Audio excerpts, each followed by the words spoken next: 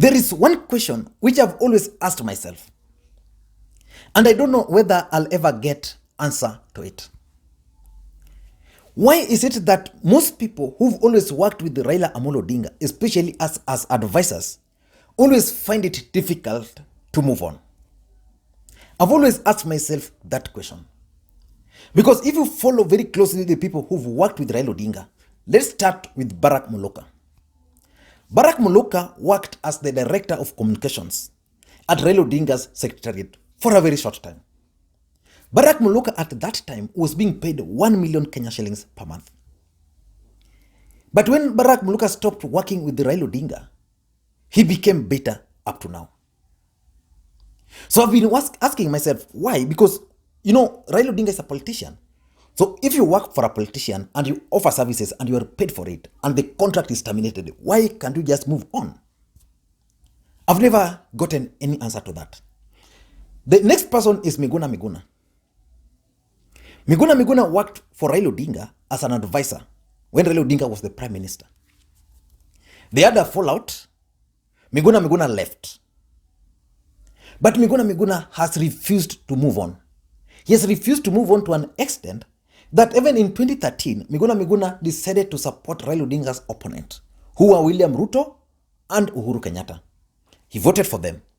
Again in 2017, because of that bitterness, Miguna Miguna still came, supported Uhuru and Ruto, voted for them. Then I don't know what happened after voting for them under August and before the rerun, he left them and joined Raila Odinga again. But then again, Miguna has fallen out with Raila Odinga. But the fact of the matter is, Miguna is not bitter with Uhuru Kenyatta. He's not bitter with William Ruto. But he's bitter, still very bitter to date, with Raila Amolo Odinga. And the latest person who is now bitter is David Ndii.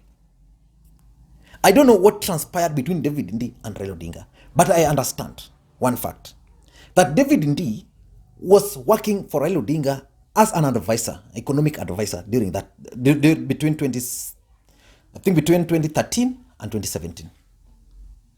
He was working as an economic advisor. And personally, I have a lot of respect for David Ndii. But what I've failed to understand is why David Ndii is still very bitter with Raila Odinga. If Raila Odinga had the handshake with Uhuru Kenyatta, and David Ndii was not comfortable with that, the best thing that David Ndii could have done was just to move on. To move on, because life must continue. Raila Odinga has decided to have a handshake with Uhuru Kenyatta. That's it. But David Ndii is still very bitter. I don't know that this bitterness is as a result of the huge amount of money which Raila Odinga normally pays some of these advisors, or whether it's because of the betrayal tag. Take for example David Ndii. David Ndii has a problem with the Kenyatta family. And I've gathered, even back home, the family has problems with the Kenyatta family. So when he joined Raila Odinga, he had hoped that Raila Odinga was going to defeat Kenyatta family.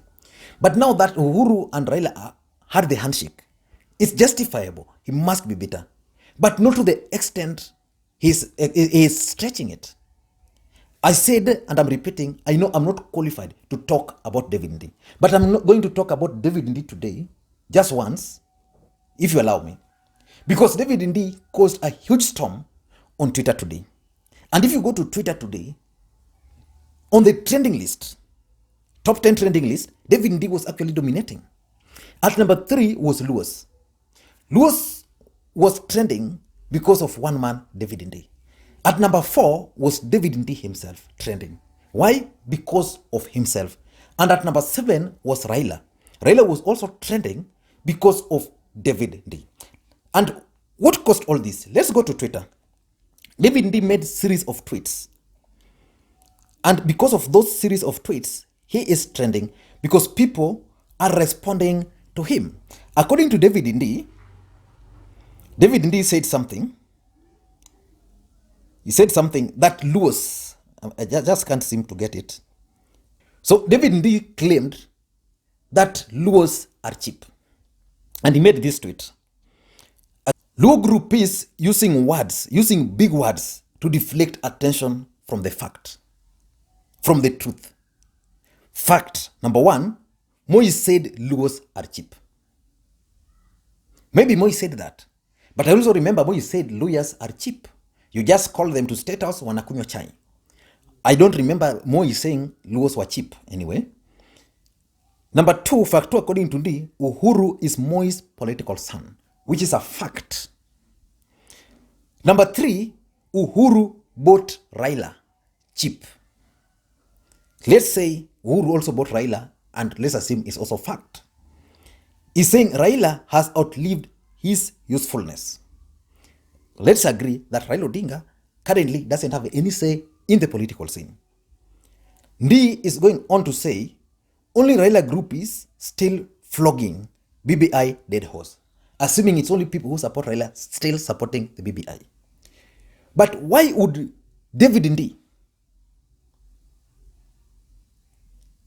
use the name Raila Odinga, hide behind the Raila Odinga to attack entire Luo community? And this is what Kenyans are responding to. I don't want to use the word Kenyans. Let me say this is what Luos are responding to. Because I'm sure my mother in the village might not even know there's an existence of a person called David Ndii. I'm sure. Maybe my father is maybe my father. But my mother, I'm sure, doesn't know a person in this country called David Ndii. So why would David Ndii drag my mother into his fights with Raila Odinga? We know Raila Odinga was paying David Ndii to advise him. And if Raila Odinga didn't pay David Ndii the way they agreed, then I don't see any reason why he should drag the entire community. What David Ndii needs to do, he needs to go to Opoda farm in Bondo here, then ask Raila Odinga for his pay. If that will not work, then he needs to go to Karen, where Raila Odinga stays. I suppose he also stays around there. Then ask for his money instead of dragging the entire community. This is what people have issues with. Because look at what Gabriel Ogoda was telling Ndii. It's very funny. Gabriel Ogoda is telling Ndii very simple thing. Luos will no longer be used as donkeys to carry the burden of thankless people. We are also tired of being shot at. We also love our children like you. And we don't want to bury them young. Today is Good Friday. You can also pick up the cross of liberation and go to Golgotha. And this is basically one of the reasons I've always had people say that Luos have always been used to fight wars in this country. Successive governments. So when Raila Odinga entered into handshake with Raila Odinga, with Uhuru Kenyatta, that stopped. So people like Ndii, who are fighting in the opposition, can no longer find dependable people to help them fight the government. And this is the problem they're having. Now, let me go to what this other guy is also saying. Dikembe is saying something here.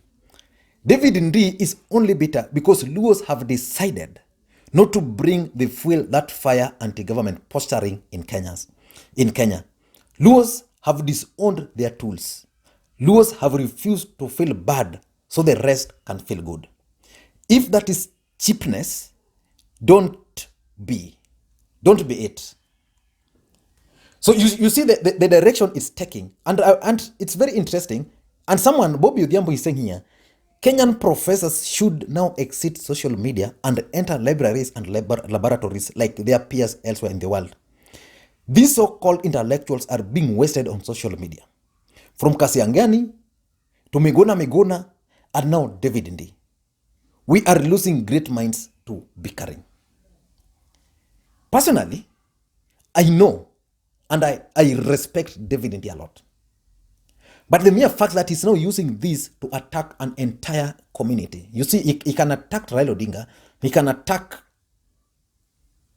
Ed Odinga, Junior, and the rest. Even me, he can attack me. But now by hiding behind Raila Odinga to attack Luos is not helping Ndii. And people are reminding Luos, are reminding David Ndii, because David Ndii was alleging somewhere here, he was alleging also that there is an entitlement narrative. And he's saying only Kikuyus fought for independence. There's that narrative in this country that it's only the Kikuyu who fought for independence, which I agree with him. The rest of the country also fought for independence. The other thing is saying only Luos have fought and suffered under dictatorship. As a matter of fact, other tribes have also suffered.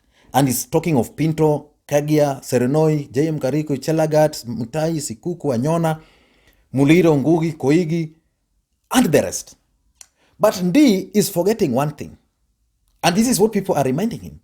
That in 2016, when he was receiving money from Raila Odinga, he penned an article about Project Kenya. And in that article, which was penned in 2016, David Ndii posted something, penned it down, that the Luo community, Jaramogi Oginga Odinga, Achieng' Oneko, Tom Mboya, Arguing Skodhe, Raila Odinga, no other nation has suffered, has sacrificed so much for so little in the name of Project Kenya. That is David Ndii only few years ago, claiming that it's only the Luos who have sacrificed much, but gained very little from the government. And today, he's now turning, forgetting that Kenyans will forget what he said and penned down. Anyway, I don't want to get into that.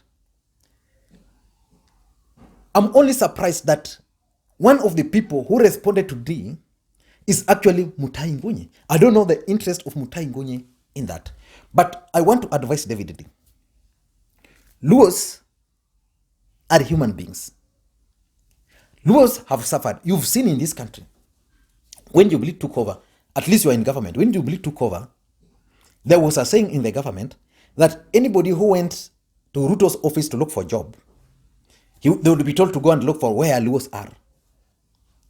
So if you saw some senior Luo somewhere, then you go back with that list. Then you will be appointed to that position. So that's how much people have suffered in this country's Luos. The Luos who ought to have served this country at the highest level, talk of Major Pande. What happened to them? They were just kicked out. Several of them have suffered. To an extent that Luos who are the greatest engineers in this country, some of them are suffering in depression because you are a senior. Someone, you recruit someone, you started teaching someone, then 10 years later, the guy becomes your boss. The guy becoming your boss is someone you can't compare to you in all aspects, be it experience, education, everything. But the guy, because he comes from the right tribe, gets the job. A cousin of mine, who is an engineer, once told me that he applied for an internship.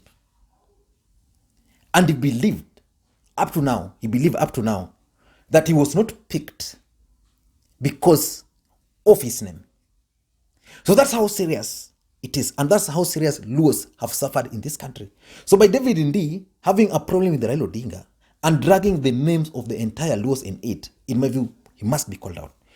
I don't have any problem with David Ndii having problem with Raila Odinga. I don't have problems with Miguna attacking Raila Odinga. That's their own problem. Just as that is their own problem. There's nothing wrong with Luos also deciding to support Raila Odinga. Is there a problem with that? If Luos today wake up to support Raila Odinga because they believe Raila Odinga is protecting their interests as a community, is there anything wrong with that? If tomorrow the Luos will decide to support Orengo or to support myself for any leadership in this country, is there anything wrong with that? We saw Kenyans in this country, Kenyans voting along tribal lines. There are people who voted for Jubilee Party, not because of what Jubilee stood for, but because Jubilee was headed by a Kikuyu, deputized by a Kalenjin. So the Kikuyus and the Kalenjins, there are many of them who voted just on that account alone. So there's nothing wrong with even Luos supporting Raila Odinga. What is wrong is if that is now used against those communities, in my view. I don't know what you think. I wanted to talk about the Kenyans who are still in China and are suffering. I think we need to talk about that tomorrow. What do you think the government should do as at now? And again, I wanted to talk about the speech by the Deputy President William Ruto yesterday. I'd promised to analyze it.